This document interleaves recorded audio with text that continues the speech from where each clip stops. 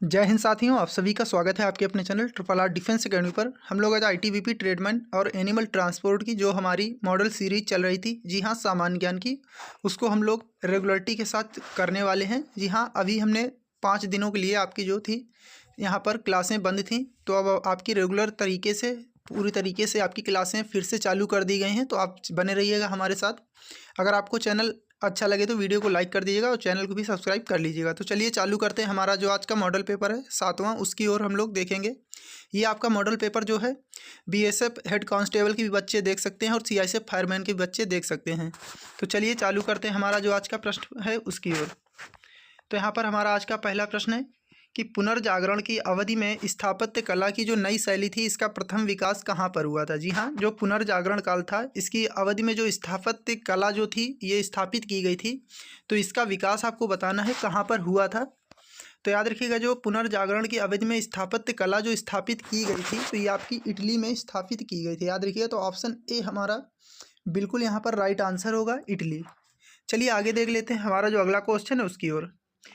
भारत तक समुद्री मार्ग की खोज किसने की थी। जी हाँ, काफ़ी बार आपके एग्जाम में पूछा गया है कि भारत की जो समुद्री मार्ग की खोज जो थी किसने की थी। तो याद रखिएगा, जो भारत में आपकी समुद्री मार्ग की जो खोज की थी ये किसने की थी, तो ये की थी आपके पुर्तगालियों के द्वारा की गई थी। याद रखिएगा, पुर्तगालियों के द्वारा ये की गई थी। आपसे पूछ लेगा कि इसकी खोज किसने की थी, तो याद रखिएगा वास्को डी गामा जो एक आपका व्यापारी था। जी हाँ, वास्को डी गामा व्यापारी जो था ये आपका पुर्तगाल से आया था, तो इसी ने भारत की खोज की थी। चलिए आगे देख लेते हैं हमारा जो अगला क्वेश्चन है उसकी ओर।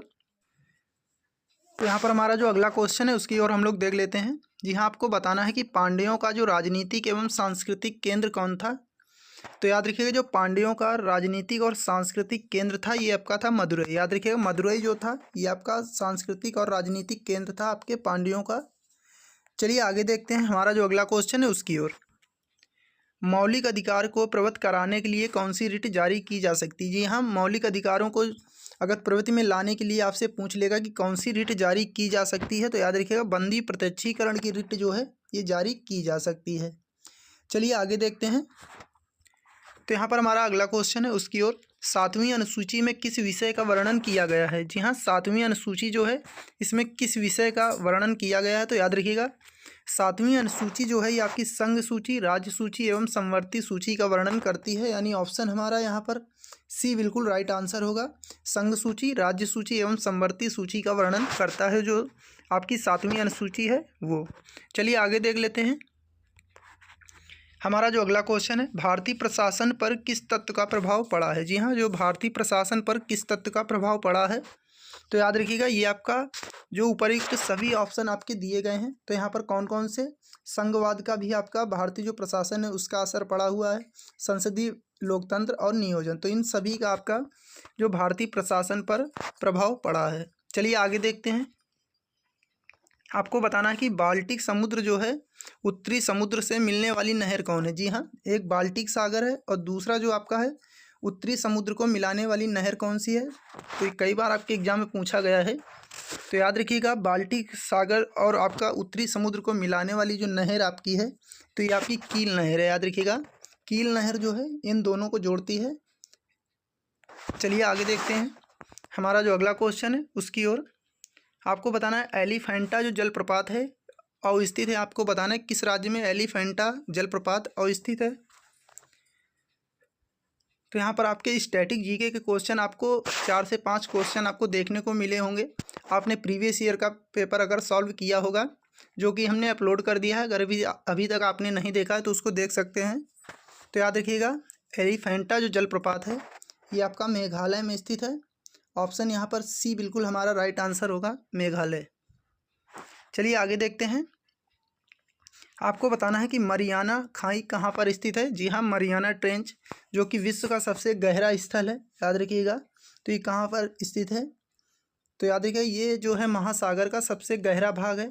याद रखिएगा, महासागर का सबसे गहरा भाग है और कहाँ पर स्थित है ये आपको बताना है। तो आप कमेंट बॉक्स में लिखकर जरूर बताइएगा ये कहाँ पर आपका स्थित है। चलिए आगे देखते हैं। देशांतरी याम्योत्तर है। जी हाँ, देशांतरी जो याम्योत्तर है ये क्या है आपको बताना है। तो याद रखिएगा देशांतरी जो याम्योत्तर है ये आपका समानांतर अर्धवृत्त है। याद रखिएगा समानांतर अर्धवृत्त है जो कि आपका देशांतरी याम्योत्तर है, जिससे आपका समय का अनुमान लगाया जाता है। ये क्या है? समानांतर अर्धवृत्त है। चलिए आगे देख लेते हैं। आगे आपको बताना है कि ड्रेन का सिद्धांत जो था ये किसने प्रतिपादित किया था। जी हाँ, द थ्योरी ऑफ ड्रेन जो है ये किसने दिया था, यानी किसने इसका सिद्धांत, जो ड्रेन का सिद्धांत था ये किसने दिया था? तो याद रखिएगा ये दिया था आपका दादा भाई नौरोजी ने, यानी ऑप्शन नंबर हमारा बी बिल्कुल राइट आंसर हो जाएगा। इनको क्या कहा जाता है याद रखिएगा? तो इनको आपका ओल्ड मैन भी कहा जाता है। जी हाँ, ओल्ड मैन भी इनको कहा जाता है। चलिए आगे देख लेते हैं। मुद्रास्फीति को इनमें से किसके द्वारा रोका जा सकता है? जी हाँ, जो मुद्रास्फीति है इनमें से किसके द्वारा रोका जाता है? तो याद रखिएगा मुद्रास्फीति को इनमें जो ये सभी कारण दिए गए हैं इनके द्वारा आपका रोका जा सकता है। एक तो आपका बचत का जो बजट होता है उससे, और प्रत्यक्ष कराधान से, और सरकारी व्यय में कटौती करके। जी हाँ, इन सभी से जो है मुद्रास्फीति को रोका जा सकता है। चलिए आगे देखते हैं। किसी वोल्ट मीटर का उपयोग किसको मापने के लिए किया जाता है? जी हाँ, जो वोल्ट मीटर है इसका उपयोग जो है किसको मापने के लिए किया जाता है? तो याद रखिए वोल्ट मीटर जो है विभवांतर मापता है। याद रखिए ऑप्शन बी बिल्कुल राइट आंसर होगा, विभवांतर। चलिए आगे देखते हैं हमारा जो अगला क्वेश्चन है उसकी ओर। तो यहाँ पर हमारा अगला क्वेश्चन है, वे नियमित हवाएं जो कि गरजता 40, प्रचंड 50 तथा चीखता 60 के उपनाम से जानी जाती हैं। जी हाँ, ये हवाओं के उपनाम हैं। आपके प्रश्न पूछे भी जा चुके हैं कई परीक्षाओं में। तो आपको बताना है कि गरजता 40, प्रचंड 50 तथा जो चीखता 60 के नाम से हवाएं हैं, ये किन हवाओं को जाना जाता है? तो याद रखिएगा ये कौन सी हवाएं हैं? तो ये आपकी हवाएं हो जाएंगी पछुआ। जी हाँ, पछुआ हवाएं हैं। इन्हीं को आपको क्या कहा जाता है? तो याद रखिएगा गरजता 40 के नाम से भी जाना जाता है और प्रचंड 50 के नाम से भी जाना जाता है। जो पछुआ हवाएं होती हैं उनको। चलिए आगे देखते हैं। पर्णपाती वृक्ष हैं। जी हाँ, पर्णपाती वृक्ष किनको कहा जाता है? याद रखिएगा तो पर्णपाती जो वृक्ष होते हैं उनको कहा जाता है जो हर वर्ष अपनी पत्तियों को गिराते हैं। जी हाँ, ऐसे वृक्ष जिनकी पत्तियां जो हैं हर वर्ष गिर जाती हैं उनको पर्णपाती वन कहा जाता है। चलिए आगे देख लेते हैं। अगर आपको सेशन अच्छा लग रहा हो तो वीडियो को लाइक करते चलिएगा और अपने दोस्तों को भी शेयर कर दीजिएगा। भूकंप की तीव्रता मापने वाले यंत्र को क्या कहते हैं? जी हाँ, आपको बताना है कि भूकंप की जो तीव्रता मापी जाती है किससे मापी जाती है? तो भूकंप की जो तीव्रता है ये आपकी सीस्मोग्राफ से मापी जाती है। याद रखिएगा ऑप्शन नंबर डी हमारा बिल्कुल राइट आंसर होगा। चलिए आगे देखते हैं क्वेश्चन नंबर 17 की ओर।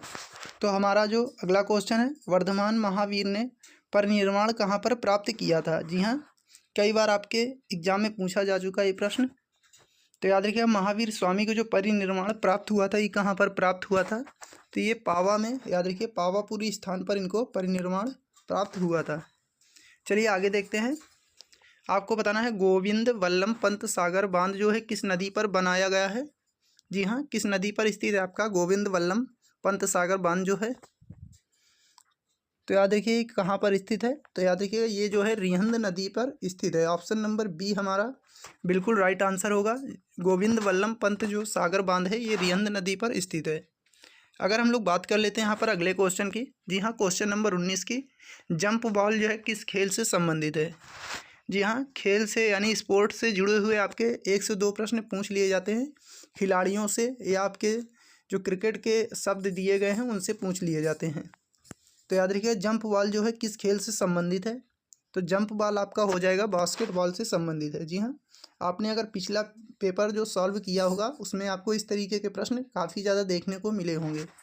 चलिए आगे देख लेते हैं हमारा जो अगला क्वेश्चन है उसकी ओर। आपको बताना है कि सौरमंडल का सबसे बड़ा ग्रह कौन सा है? जी हाँ, सौरमंडल का सबसे बड़ा ग्रह आपको बताना है कौन सा हो जाएगा। तो याद रखिएगा सौरमंडल का अगर हम लोग बात करते हैं सबसे बड़े ग्रह की तो ये आपका हो जाएगा बृहस्पति ग्रह। याद रखिए बृहस्पति ग्रह जो है इस सौरमंडल का सबसे बड़ा ग्रह है। चलिए आगे देखते हैं हमारा जो अगला क्वेश्चन है उसकी ओर।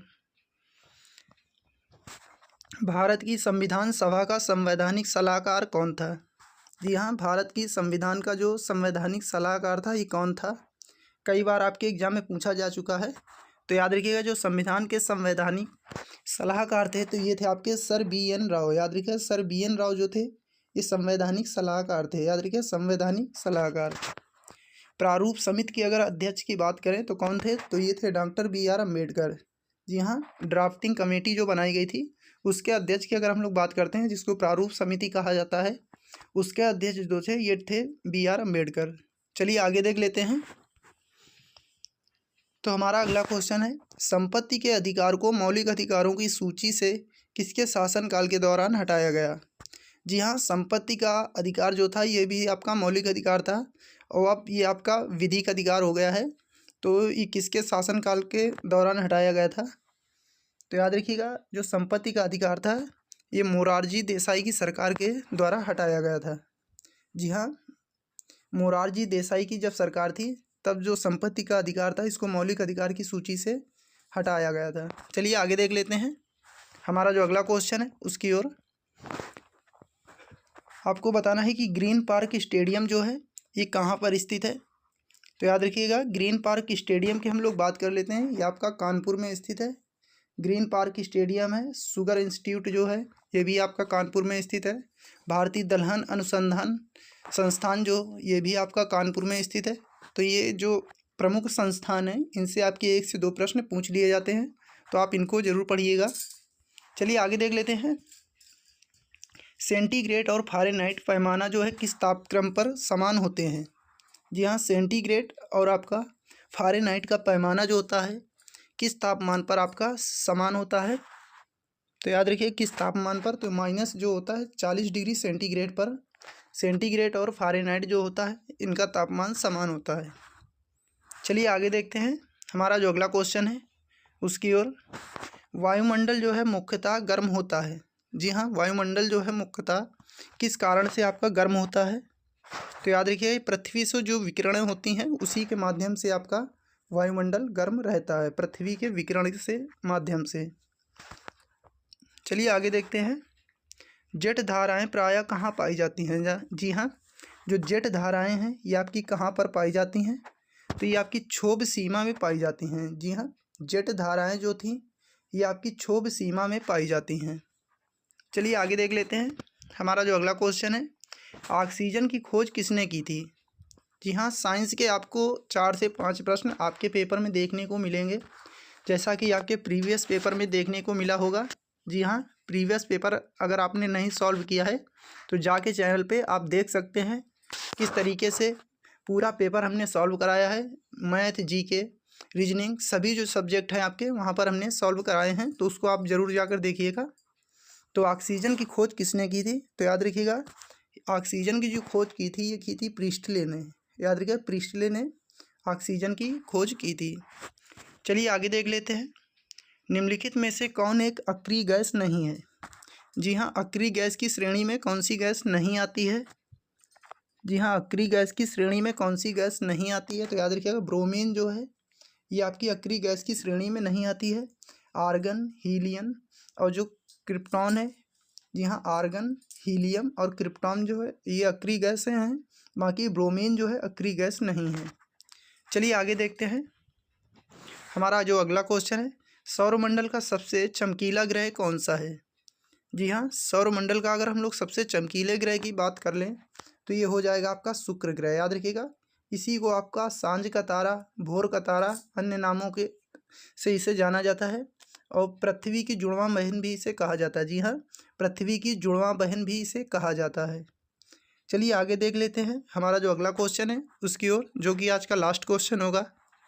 तो हमारा अगला क्वेश्चन है, अंटार्कटिक में अनुसंधान करने के लिए भारत सरकार द्वारा स्थापित अनुसंधान केंद्र का नाम क्या है?